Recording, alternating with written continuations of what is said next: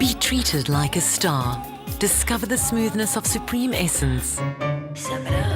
Veet, what beauty feels like. Welcome back to your feel-good breakfast show. This is eXpresso on SABC3. Now, Jen Sue's not joining us today, so I thought, you know what? Let me try and be the gossip queen and give you the update on what happened in our week in review. Starting off with U2's Bono and The Edge joined director David Guggenheim in kicking off the Toronto International Film Festival. Their documentary From the Sky Down looks back at the making of the band's 1991 album Achtung Baby. Angelina Jolie accompanied her man Brad Pitt into a wild sea of fans while promoting his new movie Moneyball. And George Clooney brought his new girlfriend Stacey Keibler to the premiere of his directorial effort The Ides of March. Also in attendance, Evan Rachel Wood, Paul Giamatti and Ryan Gosling, who was on double duty at the festival with Clooney's film and another film, the thriller Drive. Madonna dropped by her star Abby Cornish and talked about the process of making W.E. And each of my children have different strengths and weaknesses, and I have to deal with them in different ways. So, I mean, I think working with actors is the same concept. Not to say that they're children, but they have different processes. Some like a lot more structure and a lot more direction. Other actors like to be more free. But I like to give my actors as much information as possible so that they can go off and do what they want with that information. I think it's an inspiration for any woman to see someone who has evolved through her life in the way that she has, and at her age, at 53, is turning to directing and wants to direct now in her life. Robert De Niro, Clive Owen and Jason Statham came out to plug their action flick Killer Elite, while Viggo Mortensen and Keira Knightley were on hand for the premiere of A Dangerous Method.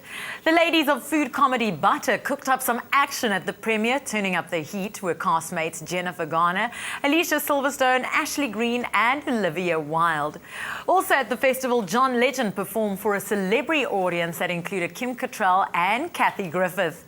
Meanwhile, the Venice Film Festival finished up its glamorous run with the closing night picture Damsels in Distress, starring Adam Brody and Greta Gerwig.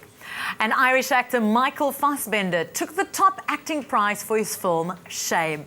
Over in London, Oscar winner Colin Firth brought his wife Liva to the UK premiere of Tinker Tailor Soldier Spy, the thriller which is based on the novel by famed author John Le Carre. And it also stars John Hurt and Gary Oldman. And Melissa George was also about a girl power at the premiere of A Lonely Place to Die. While Lady Gaga proved she's a real New Yorker. The singer towered above the crowd in ginormous heels, posed next to a hot dog stand for Vanity Fair photo shoot, which was snapped by famed photographer Annie Leibovitz. And celebs of all ages have been popping up at the Lincoln Center for the Mercedes-Benz Fashion Week. Renee Zellweger and Nicki Minaj were spotted taking in Carolina Herrera.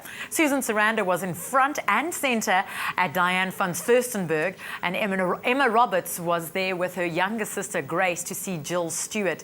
Kevin Lutz took in the Lacoste show, and Mandy Moore, Jamie Lynn, and Kelly Osbourne, Rose McGowan, and Leanne Rimes gathered to check out Charlotte Ronson's show.